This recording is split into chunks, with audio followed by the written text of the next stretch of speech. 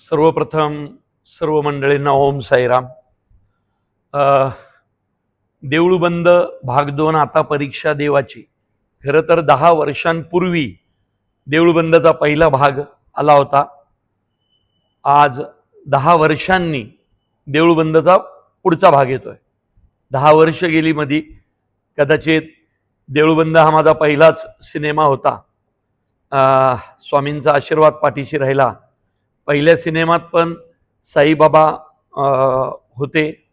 एक गाणं सगळ्यात महत्वाचं, देवाविना माणसाची जिंदगानी एकटी, हे बाबांच्या तोंडी आपण दिलं होतं. आज 10 वर्षांनी पुन्हा भाग येतोय. पहिल्या भागात स्वामींना शास्त्रज्ञ भेटला होता आणि अध्यात्म विरुद्ध विज्ञान असा एक लढा झाला. स्वामींनी शास्त्रज्ञाची परीक्षा पाहिली होती, त्याची परिक्रमा घडवून आणली.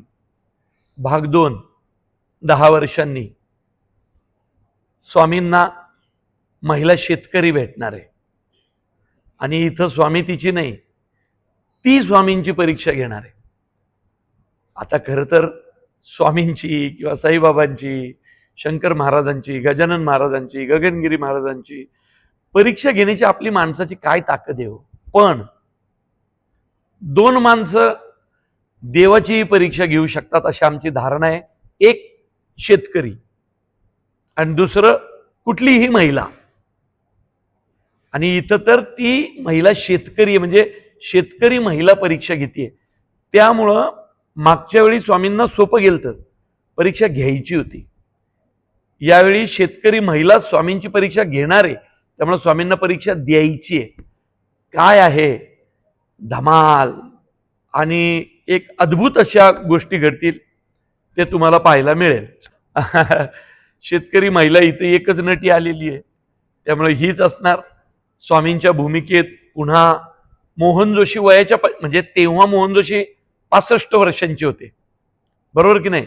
आज त्यांचं वय 75 आहे आणि मागचे 5 वर्षात त्यांनी सिनेमा केला नाही कुठलाच. 5-6 वर्षात डायरेक्ट 6 वर्षांनी ते आले, कारण त्यांना थोडंसं शारीरिक प्रॉब्लेम झाला होता. त्यामुळे 6 वर्ष मोहन जोशी स्क्रीनवर दिसले नाहीत. 6 वर्षांनी पुन्हा ते मोहन जोशी त्याच ताकदीने उभे राहिलेत. त्यामुळे मी नेहमी एकच गोष्ट बोलतोय आत्ताच्या सगळ्या प्रमोशनमध्ये, की हा सिनेमा तुम्ही प्रवीण तरडे, स्नेहल तरडे किंवा पिट्याबाई किंवा त्यांची कुठली टीमसाठी, आमच्या कैलास बाप्पू आणि आमच्या कुणासाठी पाहू नका. हा सिनेमा तुम्ही मोहन जोशींसाठी पहा. काय काम केलंय, म्हणजे मराठी रंगभूमीला लाभलेलं, चित्रपट सृष्टीला लाभलेलं सोन्याचं खणखणीत नाणं येते. आणि यावेळी तर ते नाणं असं वाजलंय की संपूर्ण जगभर त्यांच्या अभिनयाची चर्चा होईल. मुळात सिनेमाच शेती, त्याचा बॅकड्रॉप आणि महिला शेतकरी. तुम्ही कुठल्या बाईची आत्महत्या झाली असं ऐकलंय का कधी? बाई का आत्महत्या करेल? ती सृष्टीची निर्माती आहे.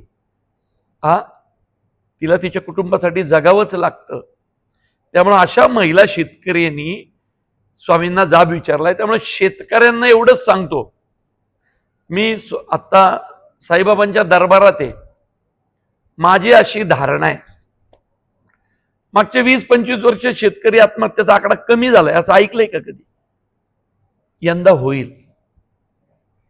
आणि त्यासाठीच या चित्रपटाची निर्मिती आमच्या कैलास बापूंनी केलेली आहे, वाणी साहेबांनी. कारण खूप धार्मिक माणूस येतो आणि त्यांची अशी धारणा आहे की या चित्रपटात मी जे शेतकऱ्यांसाठी सांगितलंय, आपलं वरवर काहीतरी बोलायचं नाही, अत्यंत महत्वाच्या विषयांना हात घातलेला आहे. ते ह्या सिनेमात तुम्हाला पाहायला मिळेल. आणि वाढत सतत मागचे काही वर्ष वाढणारा आत्महत्यांचा आकडा यावेळी एकनी जरी कमी झाला तरी आमच्या कैलास बाप्पूंचं जे स्वप्न आहे ते पूर्ण झालं. आणि आम्ही सगळ्यांनी जे कष्ट केलेत ते कष्ट काय म्हणतात सार्थकी लागले, असं मी साईबाबांच्या चरणी आता इथं सांगेन. कसं असतं माहितीये का, मुळात मला कळलं नाही, मी 33 तास काम करतोय, कारण शेवटचे 2 दिवस राहिले होते.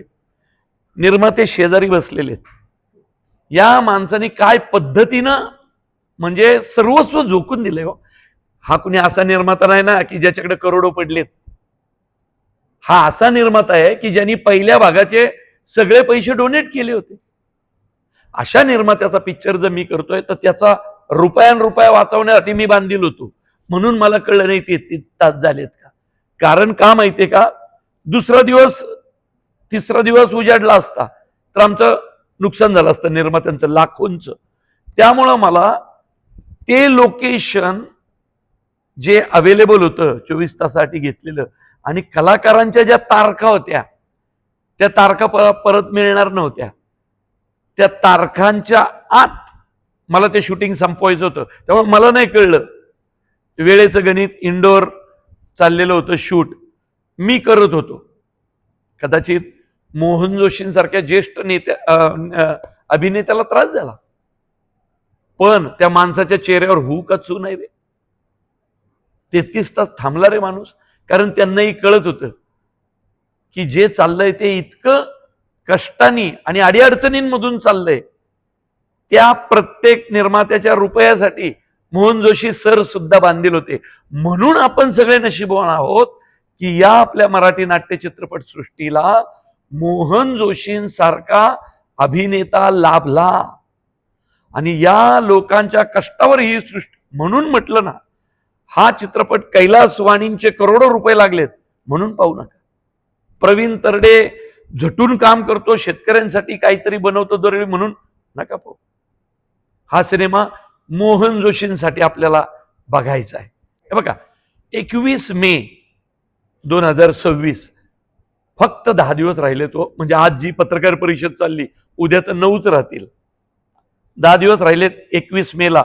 आणि आजवर चित्रपट रिलीज कधी होतात? शुक्रवारी. आपल्या सगळ्यांनाच माहिती आहे ना, सिनेमा शुक्रवारी येतो. हा सिनेमा गुरुवारी येणार आहे.